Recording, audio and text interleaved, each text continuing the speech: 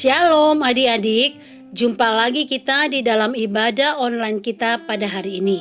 Sebelum kita bernyanyi dan mendengarkan kebenaran firman Tuhan, kita bersatu di dalam doa. Terima kasih Tuhan Yesus, kalau hari ini kami masih bisa ibadah, Tuhanlah yang memberkati kami, Tuhan memberikan kami pengertian, Tuhan memberikan kami hikmat-Mu, Tuhan memberikan kami ketenangan di dalam mengikuti ibadah online kami pada hari ini. Hadirlah Tuhan dan beracaralah di dalam ibadah kami pada hari ini. Di dalam nama Tuhan kami Yesus Kristus, kami sudah berdoa dan mengucap syukur kepadamu. Haleluya, amin. Yuk, sebelum kita mendengarkan firman Tuhan, kita mau nyanyi sama-sama dulu ya.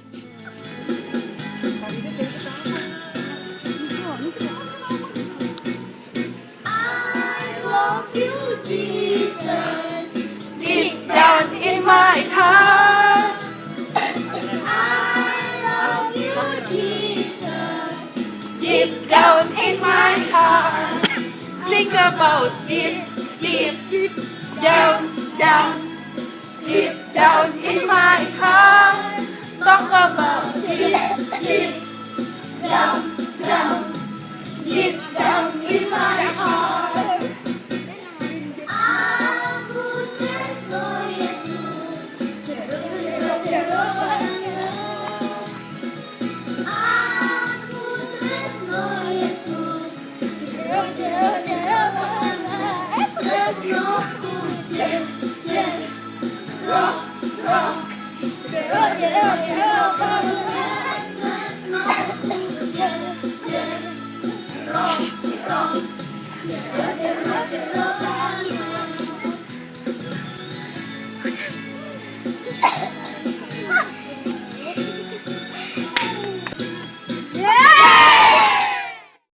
Yeay, itulah pujian kita pada hari ini.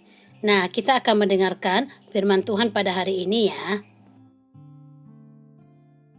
Firman Tuhan pada hari ini adalah dari Kisah Para Rasul 5, yaitu tentang Ananias dan Safira, di mana judul daripada khotbah kita pada hari ini adalah Bohong itu Dosa. Nah, adik-adik, kisah ini adalah ada seorang yang bernama Ananias dan beserta istrinya namanya Safira. Mereka ini adalah anggota jemaat yang mula-mula. Kita tahu jemaat yang mula-mula itu adalah jemaat yang murah hati, yang dimana mereka membantu pelayanan di dalam gereja. Nah, kita akan melihat kisah daripada Ananias dan Safira ini. Mereka menjual sebidang tanah mereka.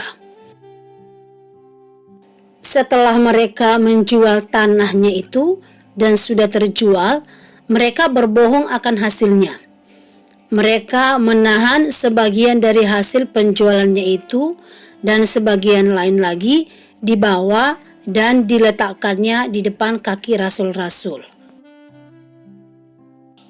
Tetapi Petrus berkata, "Ananias, mengapa hatimu dikuasai iblis, sehingga engkau mendustai Roh Kudus dan menahan sebagian dari hasil penjualan tanah itu?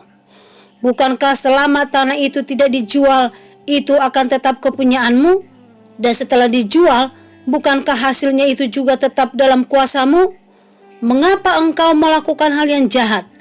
Engkau bukan mendustai manusia, tetapi engkau mendustai Tuhan." Setelah Ananias mendengar perkataan itu, adik-adik, rebahlah dia dan putuslah nyawanya, dan dia pun dikubur. Tetapi beberapa jam berikutnya, istrinya datang, yaitu Safira. Dia tidak mengetahui kalau suaminya sudah meninggal. Dan Petrus pun bertanya kepada Safira, "Safira, berapa harga tanah yang kalian jual itu?" "Betul, sekian." Dan Petrus pun berkata, "Mengapa kamu berdua bersepakat untuk mencobai Roh Tuhan? Baru saja suamimu dikubur, dan kamu juga seketika itu juga rebahlah perempuan itu di depan kaki Petrus dan meninggal." Dan anak-anak muda itu pun mengusungnya keluar. Nah, adik-adik, melalui kisah daripada Ananias dan Safira ini, membuat seluruh jemaat mula-mula dan semua orang yang mendengar hal itu menjadi takut. Mengapa mereka takut? Mereka takut untuk melakukan dosa, karena setiap dosa yang dilakukan akan mendapatkan hukumannya. Tuhan mengetahui isi hati kita. Tidak ada yang tersembunyi di hadapan Tuhan. Nah, adik-adik, melalui kisah yang sudah kita dengar pada hari ini, apakah kita boleh sepakat untuk berbohong? Tentu tidak boleh ya. Kita harus jujur. Jujur kepada Tuhan, kepada papa dan mama kita, dan juga di sekitar kita. Mengapa kita harus jujur? Karena kalau kita jujur, berarti kita menyenangkan hati Tuhan. Demikian juga dengan sebaliknya. Kalau kita berbohong, berarti kita menyakiti hati Tuhan. Dan berbohong itu adalah dosa. Dan akibat dari dosa ada hukumannya. Nah, kalau begitu adik-adik, mana yang harus kita pilih? Jujur atau bohong? Tentu kita harus berkata jujur. Amin. Itulah firman Tuhan pada kita pada hari ini, yaitu bahwasanya berbohong itu adalah dosa dan akibat daripada berbohong ada hukumannya. Mari kita bersatu di dalam doa. Tuhan Yesus, terima kasih kalau hari ini kami sudah mendengarkan firman Tuhan, di mana kami diajar untuk selalu jujur. Kami tahu Tuhan, kalau kami berbohong tentu ada hukumannya, dan itu adalah dosa dan tidak menyenangkan hati Tuhan.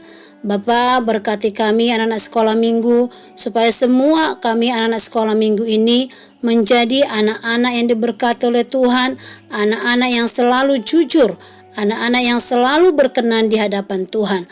Berkat Tuhan ada atas seluruh anak-anak sekolah minggu. Tuhanlah yang memberkati sekolah mereka, Tuhan yang memberkati studi mereka, dan Tuhan juga memberkati ujian mereka di dalam nama Tuhan kami Yesus Kristus. Berkati juga papa mama mereka, ditolong oleh Tuhan, diberkati oleh Tuhan. Dan kami pun semua guru-guru sekolah minggu diberkati oleh Tuhan. Berkat Tuhan, naungan Tuhan ada atas kami, dan juga atas gerejamu diberkati oleh Tuhan, dan juga bangsa kami Indonesia dilawati oleh Tuhan, dan semua keluarga besar kami dimanapun mereka berada. Di dalam nama Tuhan kami Yesus Kristus, kami sudah berdoa dan mengucap syukur kepadamu. Haleluya. Amin. Sampai ketemu kita minggu depan. Bye-bye. Tuhan Yesus memberkati.